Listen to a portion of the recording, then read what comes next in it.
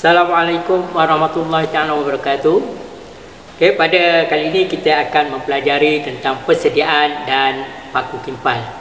Okay, paku kimpal ataupun dalam bahasa lain iaitu tack well. Okay, selalu kita panggil dia tack well lah.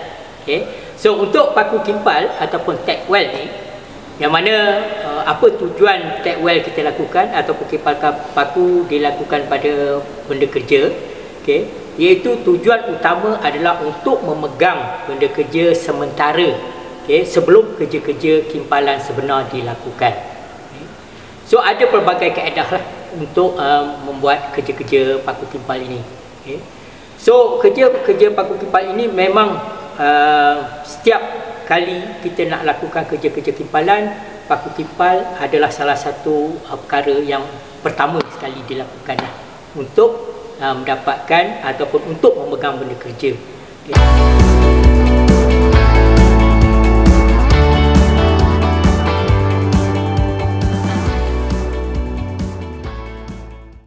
Okey, untuk kali ini saya akan tunjukkan bagaimana kaedah persediaan pipe sebelum kita lakukan kerja-kerja kimpalan.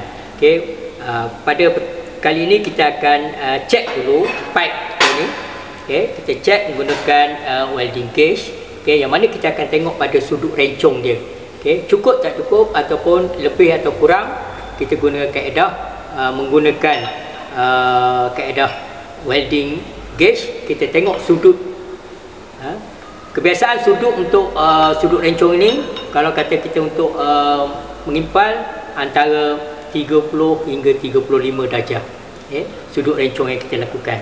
Dan kita pastikan selepas kita uji dah mencukupi 30 hingga 35, dan kita akan mendapat jumlah sudut antara 60 hingga 70 darjah. Okay. Dan untuk bahagian rock face, okay, pada bahagian rock face ini, okay, rock face ini kita perlu ratakan untuk mendapat rock face dia lebih kurang kalau kita gunakan 2.6 punya filler wire ataupun elektrod. So kita tengok pada bahagian sini untuk memudahkan kita. Kebiasaan kita gunakan 2 hingga 3 mm.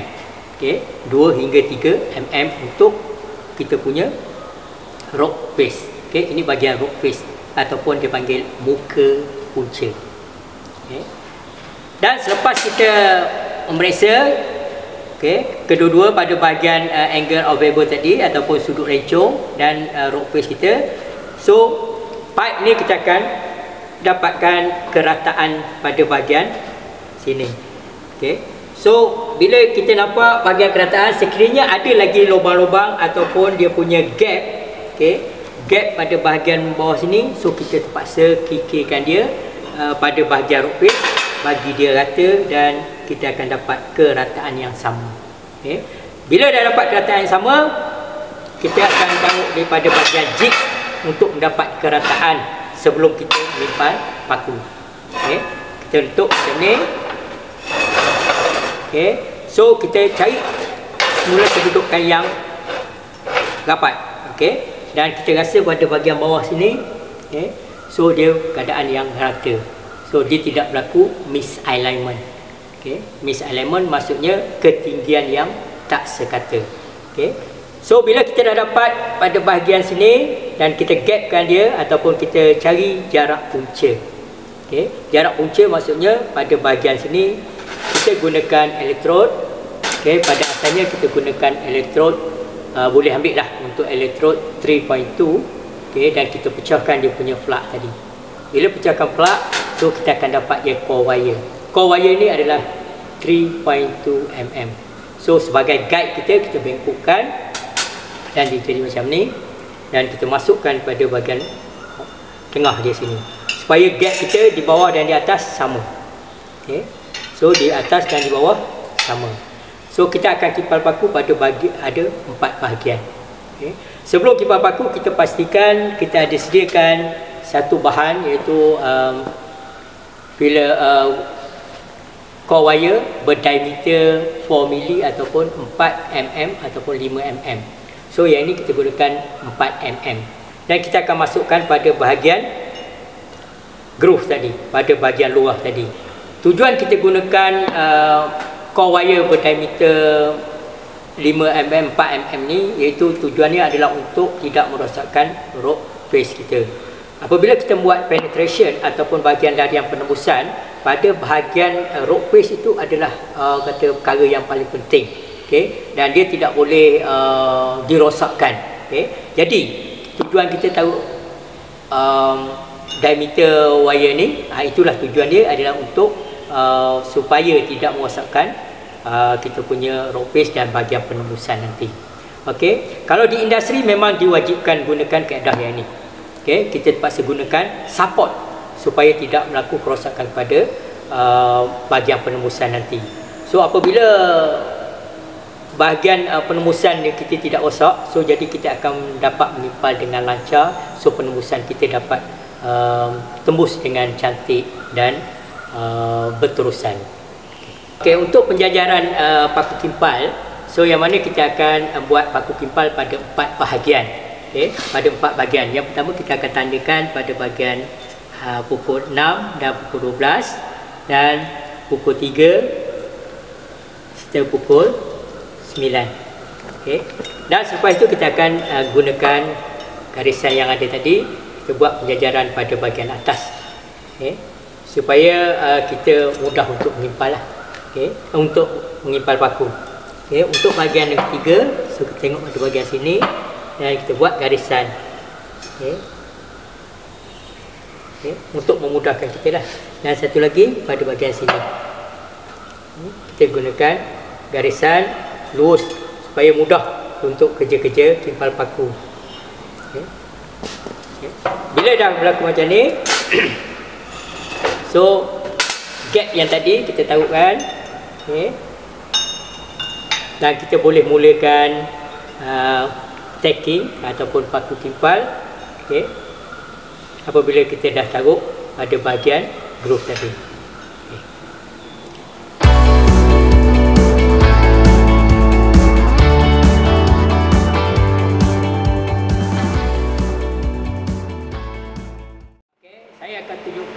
Bagaimana cara untuk kita melakukan kimpal paku daripada benda kerja. Okay. So kita mulakan sekarang.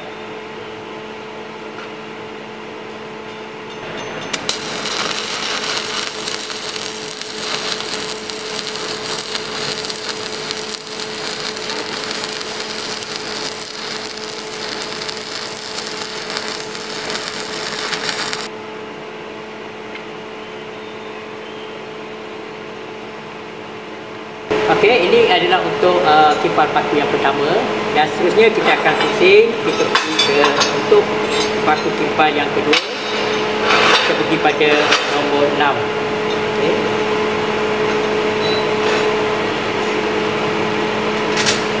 So sama juga macam tadi, kita gunakan wire 4mm dan kita taruh supaya dia tidak merosakkan kita punya rope face.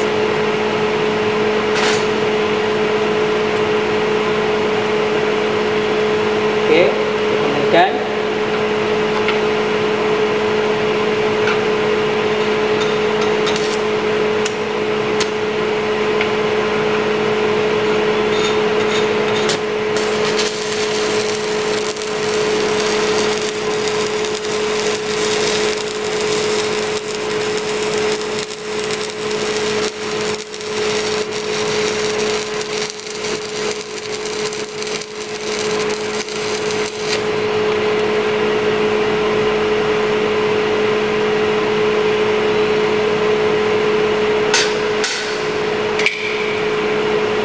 okey, kita dah siapkan 4 bahagian paku kimpal. Mana pada bahagian pukul 12, okey, pukul 9, okey, pukul 6 dan pukul 3. So keempat-empat kita kimpal dengan jarak yang sama, dan kekuatan part ini dia boleh memegang pada benda kerja dengan kuat dan kemasan. Okey, akhir sekali kita akan menguji jarak kimpal kita ataupun jarak dia punya rope gap kita, rope kita bahagian muka punca kita ni, so dapat tidak mengikut yang dikehendaki. So kalau kita gunakan elektrod tadi 3.2, so dia berada dalam keadaan longgar, okey, longgar. Ataupun untuk kepastian lagi, kita sekurang-kurangnya kita nak mendapat antara 2.5 hingga 3.5 atau 3 mm, so kita gunakan gauge. So pada gauge ni kita akan dapat 3 mm. So mana kita punya gap ni memang sesuai untuk juru mengimpal penerusan dengan sempurna.